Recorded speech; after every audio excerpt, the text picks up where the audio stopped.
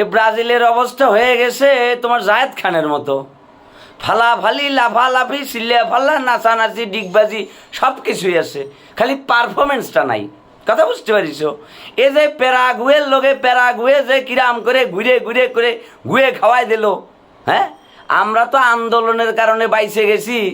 যে আর্জেন্টিনা যে Copa America জিতে গেল, নালিতে পরে আমাদের ধুয়ে টুয়ে পাসপোর্ট ছাড়া নেপাল পাঠাই দিত আমাদেরকে।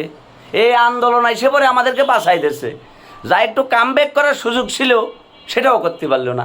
অবশ্যই এখন এটা বলে বাইসে যাবো যে কি আর্জেন্টিনাও তো ফিটে গেছে কলম্বিয়ার সাথে, কিন্তু কলম্বিয়াকে তো বাড়িতে পাঠাই দিয়ে আর্জেন্টিনা তো কোপা আমেরিকা জিতে নেছে রে বাড়া, বুঝতে পারিস? যাই হোক, ব্রাজিলেক নিয়ে তোমরা কিন্তু কেউ ট্রল করবে না, তাহলে কিন্তু প্রচুর মারবো, কিন্তু রড গরম করে কিন্তু পাশায় স্যাক দিয়ে দেবো।